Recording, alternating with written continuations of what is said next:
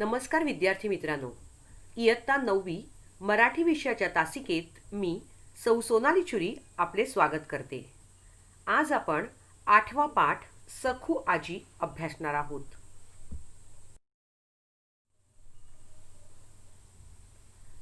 मुलांनो, ह्या स्क्रीनवर जे चित्र दिसतंय ते आहेत श्री राजन गवस. आपला जो 8वा पाठ आहे सखू आजी, याचे ते लेखक आहेत. थोडंसं लेखकांविषयी जाणून घेऊया आणि मग पुढे जाऊया. डॉक्टर राजन गणपती गवस हे त्यांचं संपूर्ण नाव आहे. त्यांचा जन्म कोल्हापूर जिल्ह्यातील गडहिंग्लज तालुक्यातील अत्याळ या गावी झालेला आहे. 21 नोव्हेंबर 1959 रोजी त्यांचा जन्म झालेला आहे. डॉक्टर राजन गवस हे मराठीतील नामवंत लेखक आहेत. ते मुक्त लेखक आहेत. आता त्यांना लाभलेले पुरस्कार ऐकूयात, म्हणजे किती मोठे लेखक आहेत याचा अंदाज तुम्हाला येईल. 1985 ला महाराष्ट्र शासनाचा ह ना आपटे पुरस्कार यांना मिळाला. 1989 ला भंडारभोग या त्यांच्या कादंबरीला वि.स. खांडेकर पुरस्कार मिळाला. 1992 ला भंडारभोग याच कादंबरीला संस्कृती प्रतिष्ठान नवी दिल्ली येथील संस्कृती पुरस्कार प्राप्त झालेला आहे. 1994 म्हणजे 1994 ला महाराष्ट्र शासनाचा उत्कृष्ट कादंबरी लेखनाचा पुरस्कार प्राप्त झालेला आहे. 1996 ला विखे पाटील पुरस्कार प्राप्त झालेला आहे. 1997 ला 1997 ला महाराष्ट्र साहित्य परिषद पुणे यांचा शंकर पाटील पुरस्कार त्यांना प्राप्त झाला आहे. 1999 ला म्हणजेच 1999 ला ग ल ठोकळ पुरस्कार प्राप्त झालेला आहे. तसेच 1999 सालीच त्यांना भैरुत रतन दमाणी पुरस्कार प्राप्त झालेला आहे. 2000 साली महाराष्ट्र फाउंडेशन पुरस्कार त्यांना प्राप्त झालेला आहे. 2001 साली 2001 ला साहित्य अकादमीचा पुरस्कार त्यांना मिळालेला आहे. आणि 2008 ला डॉक्टर लाभसटवार प्रतिष्ठान अमेरिका यांचा अनंत लाभसेटवार पुरस्कार प्राप्त झालेला आहे. तसेच 2008 ला महाराष्ट्र शासनाचा आनंदीबाई शिर्के पुरस्कार प्राप्त झालेला आहे. इतके महान हे लेखक आहेत. हा पाठ शिकताना किती उत्सुकता आपली शिगेला जाते. खूप छान कथानक त्यांनी मांडलेलं आहे. याची पुसटशी कल्पना पाठाच्या आधारे तुम्हाला नक्कीच येणार आहे. मला वाटतं पाठ तुम्हाला सगळ्यांना नक्कीच आवडेल. आता त्यांची काही निवडक पुस्तकं आपण बघूया.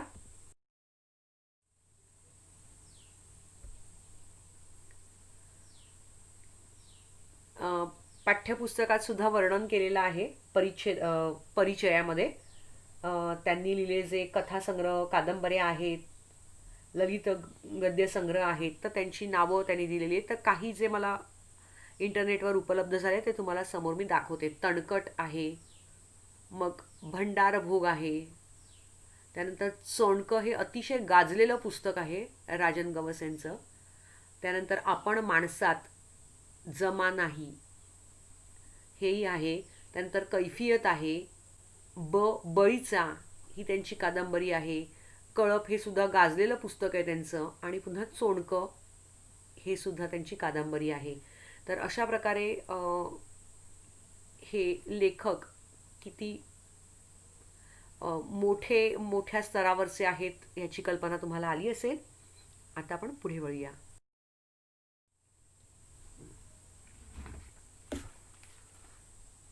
पान नंबर 27, पाठ 8वा सखू आजी. परिचय वाचून दाखवते. हातामध्ये पेन्सिल असणारच आहे तुमच्या. कठीण शब्दांचे अर्थ आपण नेहमीप्रमाणे टेक्स्टबुकमध्येच लिहून घेतो. राजन गवस, जन्म आहे 1960, प्रसिद्ध कथा कादंबरीकार, कवी, समीक्षक, संशोधक, भंडारभोग, धिंगाणा, कळप, तणकट इत्यादी कादंबऱ्या, हुंका काव्यसंग्रह, काचकवड्या हा ललित गद्य संग्रह प्रसिद्ध आहेत. म्हणजे त्यांची लेखन संपदा जी आहे त्यांची नावं इथे दिलेली आहेत. काही अंशी आपण ती पुस्तकं त्यांची पाहिलेली आहेत. प्रस्तुत पाठात आजीच्या मनातील जुन्या नव्या जीवनमूल्यांविषयीचे भान, तिची प्रगतिशील दृष्टी, निर्णय क्षमता, माणसांवरचे प्रेम अतिशय सहजतेने व ओघवत्या शैलीत लेखकाने वर्णन केलेलं आहे. आता हे जे पाठातलं एक पात्र आहे, पात्र म्हणजे कॅरेक्टर, त्यांचं नाव आहे सखू आजी. या सखू आजींवर चित्रित केलेला हा प्रसंग वजा पाठ आहे. खूप छान पाठ आहे. आपण तो आता त्याचं वाचन करूया. पाठाला सुरुवात करण्या अगोदर थोडंसं सखू आजीबद्दल सांगते की ह्या ज्या पाठातली जी सखू आजी आहे ही गावातील वयस्कर आजी आहे, एजेड आहे, म्हातारी आहे. ती आजी जेव्हा बोलते तेव्हा ती कवितेमध्ये बोलत असते. तिच्या वागण्यामध्ये एक प्रकारचा करारीपणा असतो आणि हे संपूर्ण गावातली सगळी घरं म्हणजे तिचे नातेवाईक, आप्तस्वकीय किंवा गोतावळा आहे असंच तिला वाटत असतं आणि तशीच ती जगत असते. असं हे सुंदर चित्रण या सखू आजीच्या पाठातून लेखक राजन गवस यांनी आपल्यासमोर चित्रित केलं आहे. आता आपण पाठाकडे वळूया. सखू आजी परवा वारली. वारली म्हणजे मेल्या. ही गोष्ट कदाचित सांगण्या इतपत महत्वाची नसेल, कारण आपण कितीतरी मृत्यू रोज अनुभवत असतो. मग सखू आजी मरण पावली याला विशेष महत्व काय, असा प्रश्न कोणीही उपस्थित करू शकेल. उपस्थित करणं म्हणजे व्यक्त करणं. म्हणजेच काय, रोज अनेक मृत्यू होत असतात, त्यात ही सखू आजी मेली, त्यात महत्वाचं काय आहे? बरीच लोक मरतात. तर असा प्रश्न तुम्हाला पडला असेल. याबाबत मला काहीही म्हणायचे नाही. तरीही सखू आजीचा मृत्यू मला खोलवर जखम करून गेला. म्हणजे माझ्या मनामध्ये त्या आजीविषयी एक स्थान होतं आणि हे स्थान तिच्या जाण्यामुळे, तिच्या मृत्यूमुळे खोलवर जखम करून गेलंय. मी दुखावलो गेलोय तिच्या नसण्यामुळे. माझ्या शरीराला इजा झालेली आहे तिच्या नसल्यामुळे. आपलं असं काही हरवलं असं मला आजही वाटतंय. माझ्या जगण्यातलं एक शुभ्र निरभ्र काही संपलं अशी एक पोकळी वाढते. म्हणजे जेव्हा सखू आजी गेल्या त्यानंतर तिची जागा कोणीच घेऊ शकलेलं नाहीये. म्हणजे तिचं ते अढळ स्थान होतं. आपल्या सुद्धा आयुष्यात अशा अनेक व्यक्ती असतात. त्या व्यक्तींपैकी एखादी व्यक्ती ही आपल्या हृदयात अशी कोरलेली असते आणि जर व्यक्ती ती निघून गेली तर तिच्या नसण्याचं दुःख आपल्या मनामध्ये कायम सलत असतं. मग ती व्यक्ती कोणीही असू शकते. तसंच लेखक सांगतात की ही सखू आजी आहे. ही सखू आजी गेल्यानंतर, तिचा मृत्यू झाल्यानंतर एक मनामध्ये खोलवर हृदयात कुठेतरी जखम झालेली आहे आणि ती कोणाची नातेवाईक नव्हती. पुढे तुम्हाला कथेत कळेल. ती कोणाची नातेवाईक नव्हती, पण तरी सुद्धा आपलं काही हरवलेलं आहे. आपली जवळची व्यक्ती नाही आपल्या सोबत, हे शल्य मनाला सतत लागून आहे. माझ्या जगण्यातलं एक शुभ्र निरभ्र काही संपलं. शुभ्र म्हणजे स्वच्छ आणि निरभ्र म्हणजे सुद्धा स्वच्छ. म्हणजे माझ्या आयुष्यातलं एक स्वच्छपण निघून गेलेलं आहे. अशी एक पोकळी वाढते. पोकळी म्हणजे गॅप, रिकामी जागा वाढते की नाही माझं असं कोणीतरी हक्काचं आहे, जे एकदम निरागस होतं स्वभावाने, असं स्वच्छ सुंदर व्यक्तिमत्व माझ्यापासून लांब झालेलं आहे. कोण सखू आजी?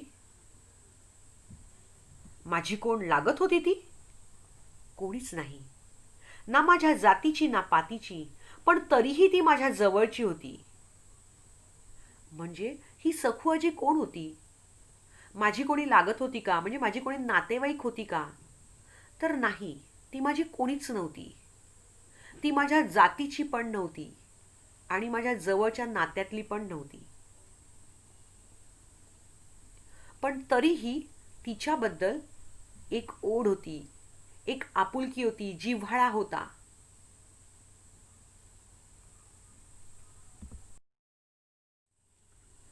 रक्ताच्या माणसा इतकीच सखू आजीचं वय 90 वर्षे 90. हातात काठी, वाकून कमान झालेलं शरीर, चेहरा सुरकुत्यांनी भरलेला. सखू आजी गल्लीतून जाताना कोणी सहज म्हटलं, आजी कुठं चाललीस? तर लगेच उत्तर, कुठं जातोय बाबा? म्हातारं माणूस. मी तिचं जे बोलणं होतं हे सुद्धा इतरांपेक्षा वेगळं होतं, भन्नाट होतं. मी सुरुवातीपासून अर्थ सांगत मग पुढे येते. रक्ताच्या नात्या इतकीच म्हणजे जशी आपल्या घरातली ब्लड रिलेशनची लोक असतात ना, तशीच होती ती. आजीचं वय होतं 90 वर्षे, 90 इयर्स. कशी होती ती? तर हातामध्ये तिच्या काठी असायची आणि 90 वर्षाची म्हातारी आजी पाठीतनं मात्र वाकलेली होती. कमान झालेलं शरीर म्हणजे वाकलेलं शरीर होतं आणि चेहरा सुरकुत्याने भरलेला होता. सुरकुत्या म्हणजे म्हातारं शरीर झाल्यानंतर त्वचा जशी सुरकुतलेली असते, चुण्या चुण्या पडलेल्या असतात, रिंकल्स आलेले असतात, असं तिचं शरीर, असा चेहरा सुरकुत्यांनी भरलेला होता, रिंकल्सने भरलेला होता. जेव्हा केव्हा सकू आजी गल्लीतनं जायची तेव्हा सहज कोणीतरी म्हणायचं की आजी कुठे चाललीस? तर आजीचं उत्तर असं वेगळंच असायचं. बघा काय म्हणते ती, कुठं जातोय बाबा? म्हातारा माणूस. हाडं गेली वड्याला, बघा माझ्या मड्याला. म्हणजे उत्तर सुद्धा ती कवितेत देत असे. काय म्हणते, कुठे जातोय बाबा? म्हणजे मी कुठे जाणार? म्हातारा माणूस आहे मी. आणि मग पुढची उक्ती ती म्हणायची, हाडं गेली वड्याला, बघा माझ्या मड्याला. याचा अर्थ माझी हाडं स्मशानात ओढ्याजवळ पोचली आहेत, आता मी कुठे जाणार या वयात? अशा प्रकारे तिला म्हणायचं असतं. ह्या वयामध्ये ह्या म्हाताऱ्या झालेल्या, ही म्हातारी झालेली मी म्हातारी कुठे जाणार या वयात, असं तिला सांगायचं असतं. पण ती म्हणायची अगदी कोड्यामध्ये. त्यामुळे ते हटकी होती, वेगळीच होती. तिचा एक रुबाब होता, तिची स्वतंत्र भाषाशैली होती. ती कवितेतच बोलायची, कवितेतच जगायची. असं सुंदर व्यक्तिमत्व त्या आजीचं होतं. पुढे बघूया. म्हातारी काय बोलते हे सगळ्यांना समजायचं असं नाही, पण प्रत्येक जण तिच्याशी बोलायचा प्रयत्न करतो. म्हातारी प्रत्येकाशी बोलते. मला सखू आजी नेहमीच एक कविता वाटते. ती कवितेत बोलते, कवितेत जगते. तिच्या इतकं प्रचंड भाषिक ज्ञान मला कोणाकडेच दिसलं नाही. म्हणजे ती म्हातारी आजी होती, हिच्याशी सगळे जण बोलायचा प्रयत्न करायचं आणि विशेष म्हणजे ती सगळ्यांशी बोलायची. लेखक म्हणतायत, पण ही सकू आजी मला एक कायम कविताच वाटायची, कारण ती सतत कवितेमध्येच बोलायची. जणू ती कविताच जगते असं वाटायचं. आणि तिच्याकडे भाषेचं इतकं ज्ञान होतं, भाषिक ज्ञान म्हणजे भाषेविषयीचं सखोल माहिती तिच्याकडे इतकी होती की ती मला दुसरं कोणाकडे दिसलीच नाही, असं सखू आजी इथे म्हणतायत.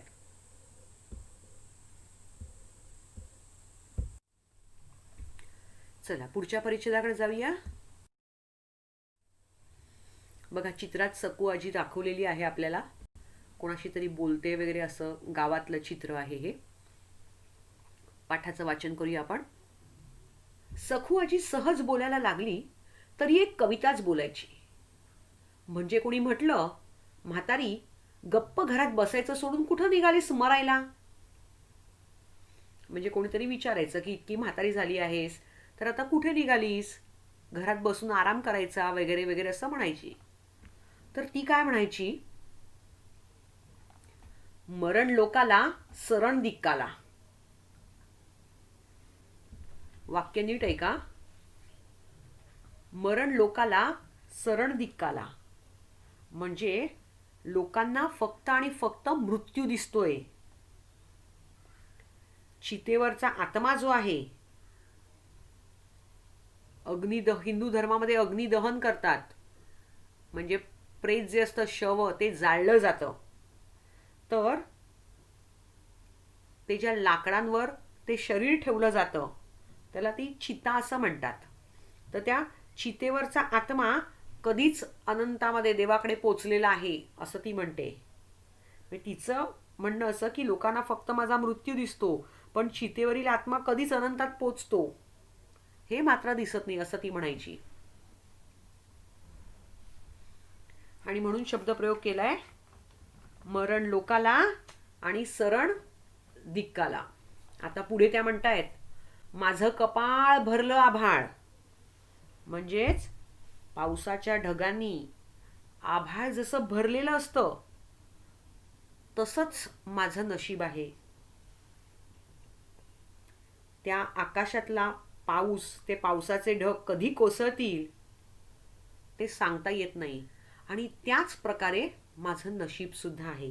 असं सगळं ती कोड्यामध्ये बोलायची. माझं कपाळ भरलं आभाळ. मरलं माणूस झिजलं कानूस. म्हणजे मेलेला माणूस हे झिजून जीर्ण झालेल्या कणसासारखं असतं.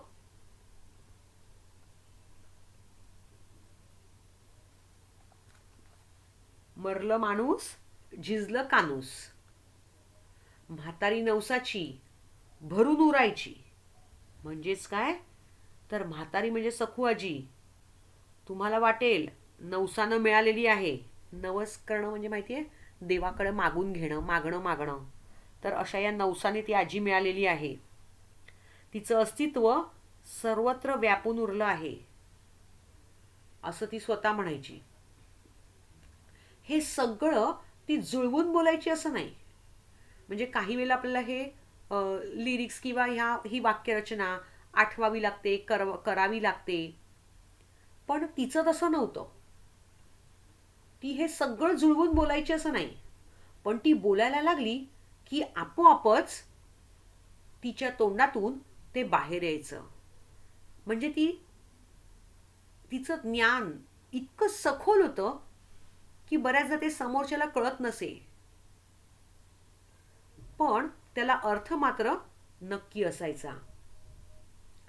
पुढच्या स्लाइडवर जाऊया. म्हणजे आजीच्या तोंडातून जे बाहेर यायचं ते आपसुकच बाहेर यायचं. ते असं मुद्दामन काही आणून ओढून तोडून असे बोलत नसे. पुढे बघूया. तिच्याशी बोलताना एक अवर्णनीय आनंद मिळायचा. अवर्णनीय म्हणजे वर्णन न करता येण्यासारखा किंवा वर्णन न करता येण्याजोगा. लहानपणी शाळेला जाता जाता आजी आम्हाला गोळा करून बसायची. गोळा करून बसायची म्हणजे गावात बघा असं वातावरण असतं की मुलं सगळी एकत्रित शाळेमध्ये जातात. मग ती वेगवेगळ्या इयत्तांची किंवा स्टँडर्डची असली तरी सुद्धा सगळेजण एकत्र मिळून जातात आणि परत सगळे एकत्र येत असतात. ती गावातली एक मजा काही औरच असते. तर अशा प्रकारे जेव्हा ते शाळेत जात असत तेव्हा घरून थोडं लवकर निघत असत आणि आजी जवळ येत असत. पुढे ते आहे कथेमध्ये. आजी जवळ येत असत आणि मग आजी त्यांना छान छान गोष्टी सांगत असे. आणि मग शाळा सुटल्यानंतर पुन्हा ते आजीच्या इकडे जमत आणि ती राहिलेली गोष्ट आजी त्यांना पुन्हा सांगत असे आणि मग मुलं घरी जात असत. तर असा त्यांचा दररोजचा कार्यक्रम असे. वाचूया आपण आता. शेतातल्या देवाच्या गोष्टी सांगायची. आजीची गोष्ट कधी कधी आठवडा आठवडा चालायची. शाळेला जाताना काही वेळ, शाळेहून येताना काही वेळ, असा तो ठरलेला कार्यक्रम असायचा. म्हणजे आजी गोष्ट कशी सांगायची, तर तिच्या गोष्टी म्हणजे दिवसातून 2 वेळा ती गोष्ट सांगायची. क्रमशः. कशा क्रमशः? तर शाळेत जायच्या अगोदर आणि शाळेतून आल्यानंतर. आणि ह्या गोष्टी इतक्या रंगायच्या, इतक्या रंगायच्या आणि इतक्या मोठ्या असायच्या की कधी कधी 7 ते 8 दिवस सुद्धा चालत असत. इतक्या मोठ्या गोष्टी असत त्या.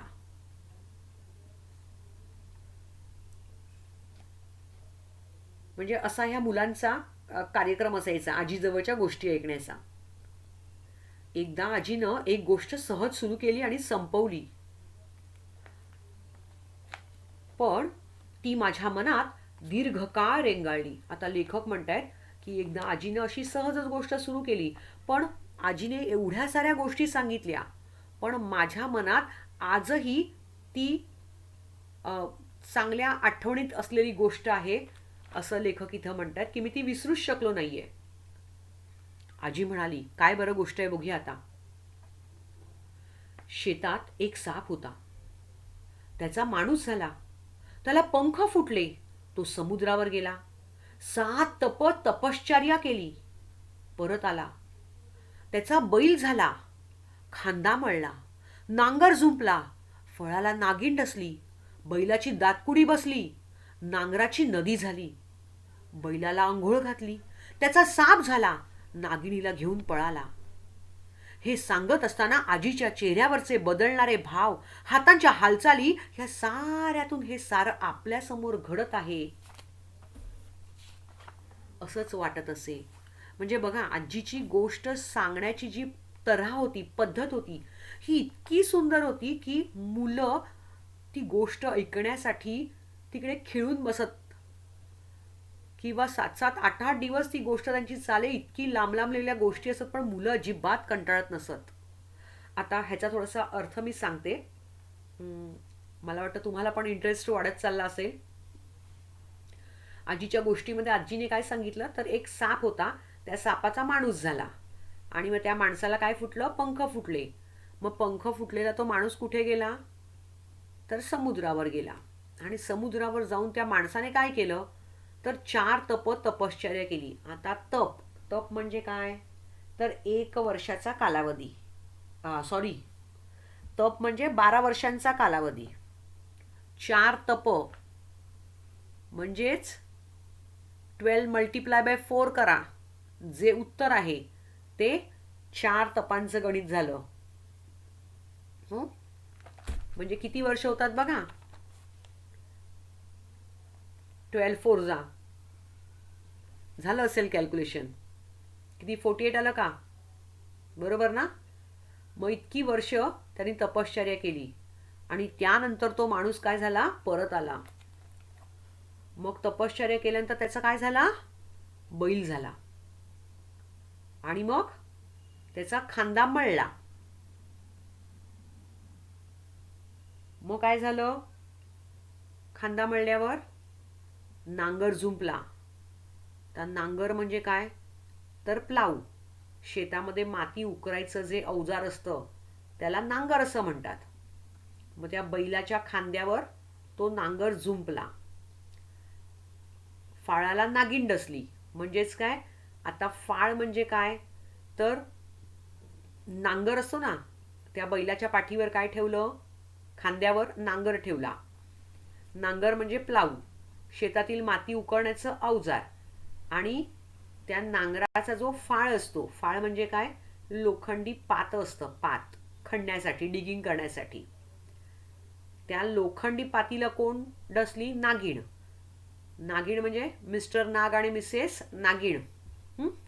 जेंडर पण चेंज करून झालं आणि तुम्हाला नाग आणि नागिण पण कळाली, बरोबर.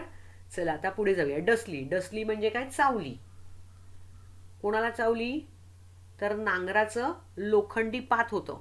आता मला सांगा, लोखंडाला नागिन कशी चावणार. म्हणजे या गोष्टी कशा आहेत, काल्पनिक आहेत, कल्पना केलेल्या आहेत. फक्त ऐकायची मजा, छान वाटतं म्हणून. बैलाची दातकुडी बसली. आता जो बैल होता, नांगर लावलेल्या पाठीवर.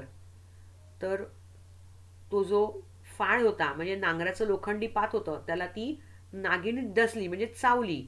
नागिन त्या लोखंडी पात्याला चावल्यावर बैल काय झालं, बैलाच्या तोंडातून एकही अक्षर फुटलं नाही. आणि जे नांगर होतं म्हणजे प्लाऊ, त्याची काय झाली, नदी तयार झाली. नदी म्हणजे रिव्हर तयार झाली. मग पुढे काय झालं, बैलाला आंघोळ घातली. त्या नदीमध्ये नेऊन बैलाला आंघोळ घातली तर त्या बैलाचा कोण झाला, साप तयार झाला. आणि हा सापाने काय केलं, नागिणीला घेऊन तो साप पळून गेला.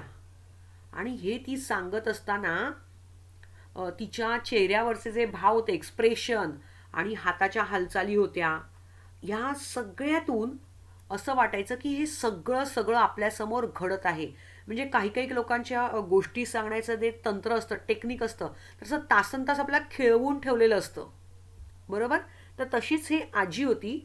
या आजीचं भाषिक ज्ञान सुद्धा इतकं सुंदर होतं की ती त्या तिच्या वाक्चातुर्याच्या साह्याने म्हणजे तिच्या छान बोलण्याच्या साह्याने ती मुलांना खूप छान सुरस अशा गोष्टी सांगत असे. आणि तिच्या चेहऱ्यावरचे हावभाव दिसत असत वेगवेगळे, हाताच्या हालचाली असत. आणि ह्या सगळ्यांचा इम्पॅक्ट असा व्हायचा की त्या मुलांना सगळं वाटायचं की हे सगळं आपल्यासमोर घडत आहे असं त्यांना वाटायचं. आता आपण पुढच्या स्लाइडकडे बघूया.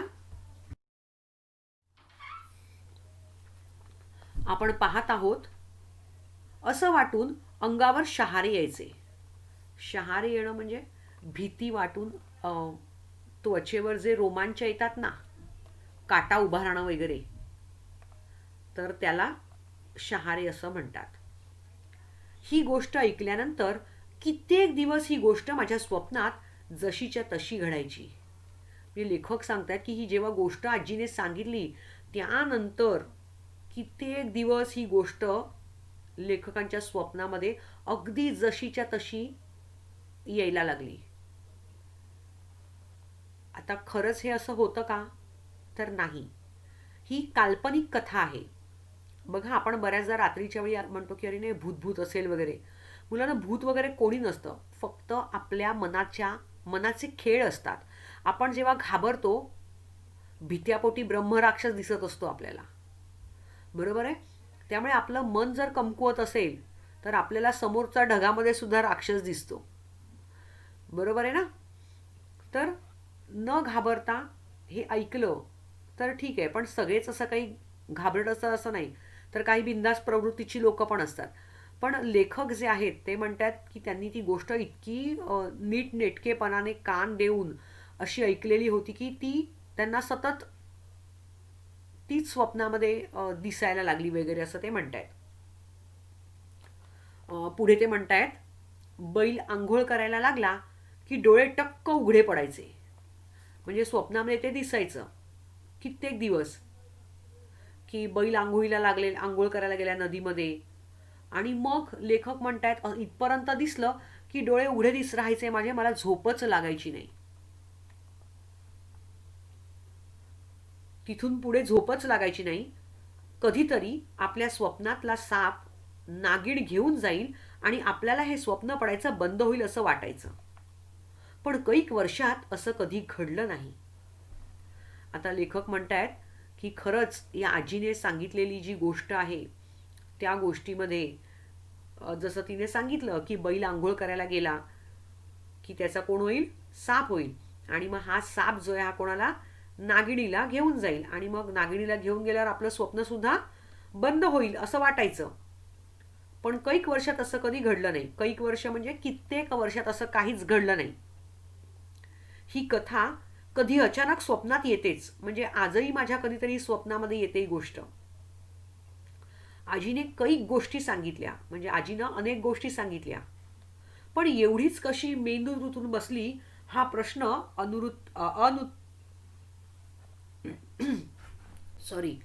अनुत्तरितच आहे.